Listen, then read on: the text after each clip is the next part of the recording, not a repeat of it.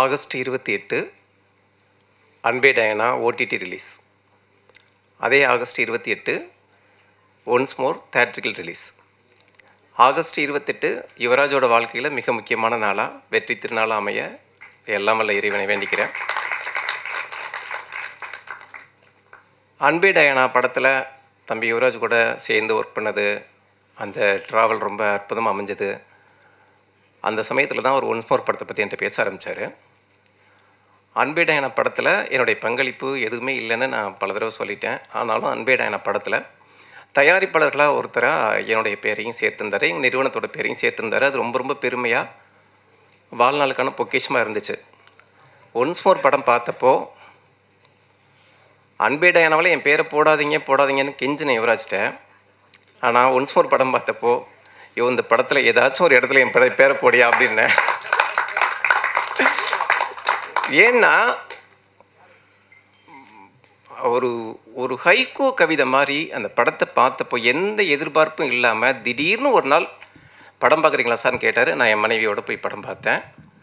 அந்த படம் எனக்குள்ளே ஏற்படுத்தின ஒரு பரவசமான அனுபவம் கொஞ்சம் கூட மறக்கவே முடியாது. அந்த மேடைக்காகவோ இந்த நிகழ்வுக்காகவோ நான் சொல்லவே இல்லை. யுவராஜ், இந்த படத்தை நீங்கள் கொஞ்சம் கூட தயங்காமல் ரிலீஸ் பண்ணியிருக்கலாமே, அன்பே டயனாவுக்கு முன்னாலே ரிலீஸ் பண்ணியிருக்கலாமே, அப்படி இருக்கே.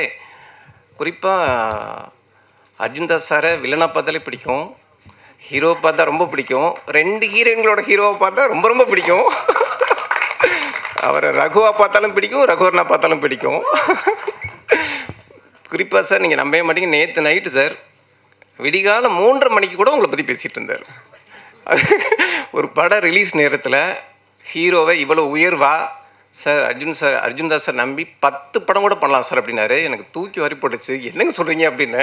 இல்லை சார், எதை பற்றியுமே செட்டப் பண்ண மாட்டாப்புல சார். கூப்பிடலையா, பொக்கே கொடுக்கலையா, வணக்கம் வைக்கலையா, மரியாதை பண்ணலையா, பேட்டா கொடுக்கலையா, எதை பற்றியும் கண்டுக்காத ஒரு ஆள் சார். எப்போவுமே சட்டை பண்ணாதவங்களை இந்த உலகம் சட்டை பண்ணும், அதுதான் நியதி. அதனால் மிகப்பெரிய ஒரு அங்கீகாரமும் அடையாளமும் உங்களுக்கு கிடைச்சே தீரும் சார். குறிப்பாக நான் படம் பார்த்து உங்களுக்கு பிடிச்சதை விட யுவராஜ் சொல்லி சொல்லி சொல்லி பிடிச்சி போனது ரொம்ப. அதை தாண்டி குறிப்பாக இந்த படத்தில் மிக முக்கிய ஒரு முதுகெலும்பாக இயக்குனர் சங்கர் சாரோட மகள் அதித்தி சங்கர் பண்ணியிருக்காங்க. எனக்கு மேனேஜர் தங்கதுரை சார் ஒரு நல்ல நண்பர். எனக்கு உடன்பிறப்பை படம் கிடைக்காத தான் காரணம். சங்கர் சாரோட பொண்ணு நடிக்க போகிறாங்க அப்படிங்கிற தகவலை அவர் என்கிட்ட ஷேர் பண்ணப்போ அந்த ஃபோட்டோஸ் அனுப்பிச்சிருந்தார். மீடியாக்களுக்கு தெரியறதுக்கு முன்னாலே எனக்கு அனுப்பிச்சிருந்தார். அந்த ஃபோட்டோஸ் பார்த்தோன்னே எனக்கு ரொம்ப பிடிச்சி போச்சு. நான் சொன்னேன், சார் இது ஒரு அதிக பிரச்சனைத்தனமாக சொல்கிறேன்னு நினச்சிக்காதீங்க, சாரோட பொண்ணு நடிக்க வர்றாங்க அப்படிங்கிறப்போ தம்பி சிவகார்த்திகனுக்கு ஜோடியாக நடித்தா நல்லாயிருக்கும், நான் வேணா தம்பி சிவகார்த்திகன் சார்கிட்ட பேசி பார்க்குறேன் அப்படின்னு சொன்னேன். அவர் தங்கதுரை சார், இல்லைப்பா ஆல்ரெடி பேசிட்டாங்க, வேற ஒரு படம் கமிட் ஆகிட்டாங்க, விருமன் ஒரு படம். அப்படியே கார்த்தி சார் கூட சூப்பர் சார் அப்படின்னு சொன்னேன். அந்த படம் ரொம்ப அற்புதமாக அமைஞ்சிச்சு. அடுத்து சிவகார்த்திகன் சார் கூட அவங்க நடிக்க போகிறாங்கிற தகவலை தங்கதுரை சார் எனக்கு சொன்னார். அது பாருங்கள், நம்ம எண்ணம் எந்த அளவுக்கு பலிக்குது அப்படிங்கிற அளவுக்கு அந்த படம் மாவீரன் படம் அமைஞ்சிச்சு. குறிப்பாக அவங்க ஃபோட்டோஸ் எனக்கு அனுப்பிச்சப்போ நான் விகடனை விட்டு வெளியில் பல காலம் ஆயிடுச்சு. ஆனாலும் விகடன் ஆசிரியர்கிட்ட பேசி, சார் இந்த பொண்ணுக்காக ஒரு 2 பக்கம் மட்டும் நான் ஜூவியில் ஒரு கட்டுரை எழுதுன்னு சொல்லி சங்கர் மகளே வருக அப்படின்னு ஒரு கட்டுரை எழுதியிருந்தேன். அந்தளவுக்கு உங்களை பிடிக்கும் மேம் எனக்கு. உங்களுடைய படிப்படியான வளர்ச்சி, அதாவது ஒரு பெரிய குடும்பத்தோட பின்னணியிலேருந்து வந்துட்டுங்கிறது மட்டும் இல்லாமல் உங்களுடைய உழைப்பு, அர்ப்பணிப்பு, கதைகளை தேடுற அந்த பக்குவம் எல்லாமே மிகச்சிறப்பான ஒரு பாதையை கொடுக்குது. அதில் மிக முக்கியமான படமாக ஒன்ஸ் மோர் படம் இருக்கும். அற்புதம். அந்த படத்தோட முதுகெலும்பு அதித்தி சங்கர்னு சொல்லலாம், அப்படி இருக்குது. அதே மாதிரி சோனா மேம் அவ்வளோ அருமையாக பண்ணியிருக்கிறாங்க, ரொம்ப அற்புதமாக இருக்குது. நம்ம வீட்டு பொண்ணு மாதிரி அந்தளவுக்கு நெஞ்சில் ஒட்டிக்கிட்ட ஒரு ஹீரோயின். இந்த படமே ஒரு கவிதை மாதிரி அவ்வளோ பிடிச்சிருந்துச்சு. நான் வந்ததுக்காகலாம் சொல்ல, இந்த படத்தில் மிகப்பெரிய விஷயம் மியூசிக் எடிட்டிங், இது ரெண்டுமே ஏன்னா அப்படியே இன்னமும் கண்ணுக்குள்ளே அப்படியே இருந்துச்சு. அந்த படம் நகர்றதே தெரியாத அளவுக்கு எடிட் பண்ண அந்த பையன் யாருப்பான்னு கேட்டால் அந்த ஐயா நேஷ் பேர் சொன்னாங்க. நான் பார்த்தப்ப அவர் உடன்பிறப்பு ஷூட்டில் தான் அவர் பார்த்தேன். எங்கள் 2 பேருக்குமே அந்த அனுபவம் நல்லா அமையலை சரியா.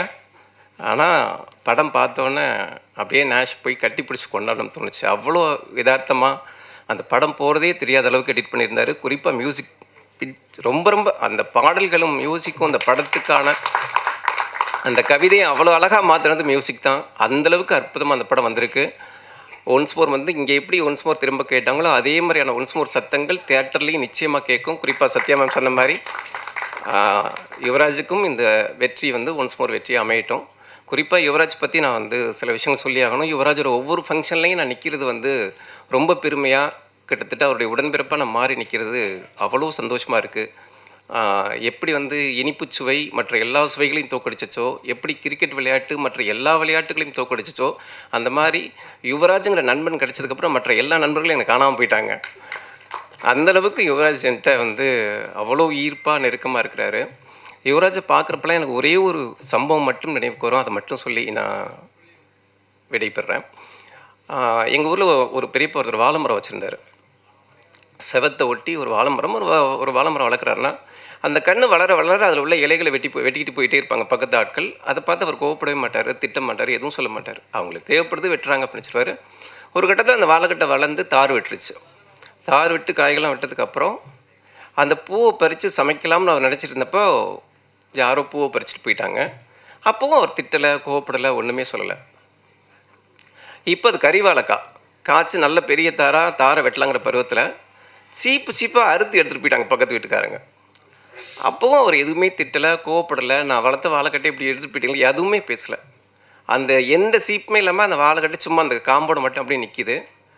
2 நாள் கழித்து வெளியூர் போயிட்டு வந்து பார்க்குறாரு, அந்த வாழைக்கட்டையே காணும். அந்த வாழைக்கட்டையை வெட்டி தண்டை சமைக்கிறதுக்காண்டி எடுத்துகிட்டு போயிட்டாங்க. அவர் கோவப்பட்டு பேசின பார்த்ததில்லை. அன்னைக்கு மட்டும் கோவப்பட்டு பேசினார். என்ன பேசினார்னா, எல்லாத்தையும் எடுத்துகிட்டு போயிட்டீங்க, வெட்டிட்டு போயிட்டீங்கன்னு பேசலை.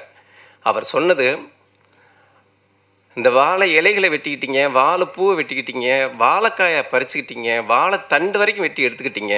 ஆனால் அந்த வாழை மரத்துக்கு கீழே ஒரு 5 அடிக்கட்டை இருக்குது. அந்த கட்டையில் ஏதாச்சும் ஒரு கட்டையை வெட்டி உங்கள் வீட்டில் வச்சு வளர்க்கணுங்கிற எண்ணம் ஏன் உங்களுக்கு இல்லைன்னு சத்தம் போட்டார். நான் யுவராஜ் விஷயத்தை பார்க்குறப்பெல்லாம் நான் தெரிஞ்சுக்க வேண்டிய விஷயம், யுவராஜ்கிட்டேருந்து நம்ம எடுத்துகிட்டு போகிறது எதுவுமே இல்லை.